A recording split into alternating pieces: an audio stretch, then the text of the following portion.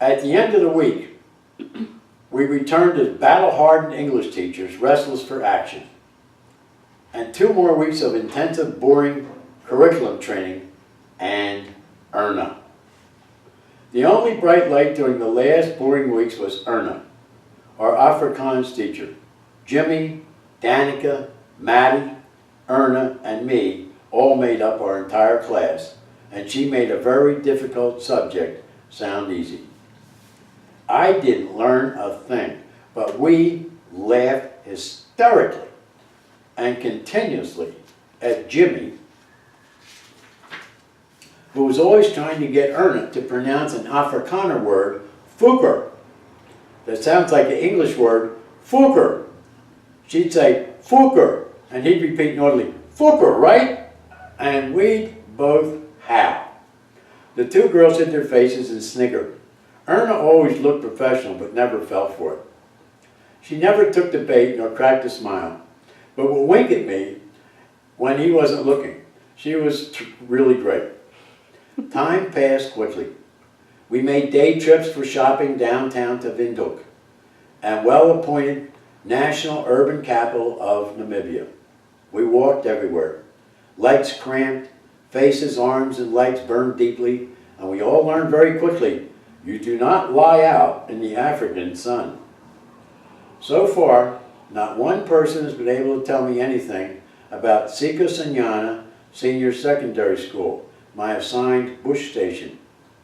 I asked everyone that moved, and the easy ones twice, where is it? No one knew anything about my station. It became a joke among the volunteers until we heard of the murder of a teacher up near there. The story was written up on the front page of the Namibian News. Tribal war was plain. Students closed their schools with sticks and clubs. They chased everyone home. Danica and Julie told me later they had witnessed the entire event. So I was stuck at ICAMS for weeks after others went on their teaching stations. Jimmy to a place on the west coast called Swakopmund. Although I really missed him, it was idyllic, and the first vacation I had in years. I was totally alone. I walked, I read, I tanned, I relaxed, I meditated. I filled myself with a great meal every single night at the Casablanca, a local bar and restaurant, with a piano player named Sam, waiting, waiting, waiting, and waiting for news about Sikosanyana Senior Secondary School, saying to him with a tip in my hand, in my smart-ass way, play it again, Sam, and smiling myself to death. Even Mother Superior became a friend, and then one night she announced, Tommy, pack your bags. We're dropping them off at the ministry in the morning. You're being shipped to the Caprivi Strip. Take only what you can carry. We'll ship the heavy ones up by Baki later. You'll be flying up there tomorrow morning. She was truly a Mother Superior. And I finally realized I do look like a Father Superior, and I shouldn't get so annoyed at people seeing it in me. When I accepted my old age, I relaxed. What a beautiful country. Take number 4. I made this much later. I had a great sleep that night after telling you all about the story. And I got so busy doing absolutely nothing that I forgot about you too. So, here's another one. Playing the button again. Hello again. Well, I'm still at the Guinea Fowl Inn, Katimo Malilo, 60 kilometers from Sikosanyana, waiting, waiting, and still waiting news. I've been here many suns, a few markets, and I suspect I might be here a full turn of the moon. It's Saturday morning for a frame of reference. I've been sitting here on my bunker, adjusting my headset, and staring at the gorgeous Zambezi River. Every time I hear a fish jump, I think of my fisherman buddy, a judge from family court. Eat your heart out, Jay Bird. It was Judge J. James. I thought about both my AA buddies, Jim McCluskey and Ted Cadell, last night, and now I'm ready to dictate another story. It's about time. Night follows day. 7 suns make a market. 4 markets make a full turn of the moon. Add them together, give them nicknames, call 'em time. Hooray, hooray, my baggage arrived from Windhoek today. I've been here 3 markets. 4 suns ago, 2 very important gentlemen in white shirts and ties arrived at the inn, issued specific instructions. Get your things together. Pointed to Freddie, the manager. Get his bill ready. He leaves tomorrow for sure. Freddie winked at me. But that was 3 suns ago.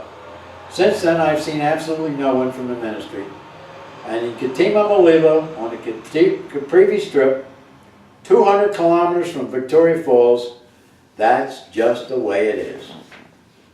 1 sun back, I was interviewed by an NBC reporter. That's the Namibian Broadcasting Company. He was most curious about how I would teach Olympic judo without mats, judo gis, or any other facilities. I mentioned that my first 2 judo students learned on sand and they went on to become national and international champions in America. I told him I had learners who practice every day on hard sand under a tree. He asked, how would judo help you in teaching English? I said, stand up, fall down, turn right, turn left. I said, grinning broadly, that's English. My audience of locals, which was usually standing about interested in just about anything I said, doubled over in laughter. So did he when we slapped 5, both knowing it was a soundbite he was fishing for that was an immediate take for his regular sun is high news. He was anxious to play it on the radio the next day at market day. I would be featured on NBC Sports Channel as coach of a future Namibian Olympic judo team. That night after sundown, I met more travelers. Lately, most of them have been in the agricultural business, either working for the Namibian government or the United Nations. Last night, some folks pulled their bakkie, that's a pickup truck, onto the lawn by the river, pitched a tent, came in for a shower, had a late dinner, drank a few beers, and left at sunup. It's a bit dangerous with the Zambezi because the crocs are so close. That's a crocodile, by the way. They ate 2 postmen right off the riverbed last week. Took them right off the dock at the riverbank. Not me, dude. I'm not ready for that yet. I'm not sleeping outside. Very casual is the only real pace out here. Folks talk about everything after dinner, telling continuous stories outside on the porch. I talk about my job, their job, America, Namibia, South Africa, just about everything and anything under the sun. Quiet is a great experience, especially during the silvery moon, when the night is filled with critters spreading their music. I befriended a local man who used to live in my village. He said he would teach me the tribal language used out there, a language very popular around these parts. He's a 33-year-old woodcarver. His skills were passed down to him through many generations. He invited me to go with him into the bush, where he looked for ironwood and ebony for carving. The wood is very heavy. He cuts a rough draft of a design on the spot and hides it in the weeds until he can find a vehicle to come back and haul it away. The rough draft is then used to carve lifelike hippos, crocs, warthogs, elephants, and all sorts of other animals and birds common here in Caprivi. He displays his work every day at the Namibian Art Center. He asked me if I would interpret in English for him with the foreign tourists. Of course. I call him Mr. Frog. He calls me Dr. Tommy, or the medicine man. We sit afternoons every day and watch the sunsets on the bank of the Zambezi, planning fishing trips and talking about natural medicine. We imagine ourselves traveling along the bumpy water in a slim dugout canoe. He points toward islands we will visit along the way. He teaches me how hippos and crocs are likely to work.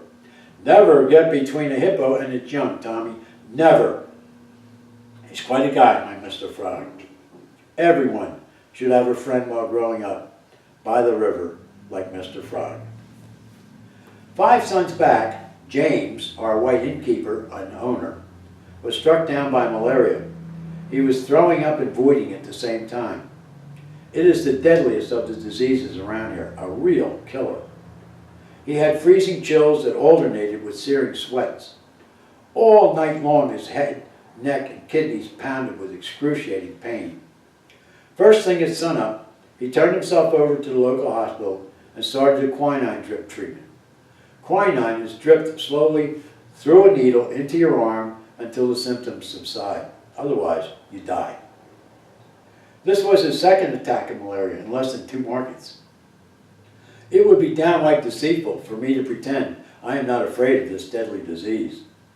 Travelers say these pesky little critters are coming out biting in Seco Signana, so I'm in no particular hurry to get out there, if you get my point.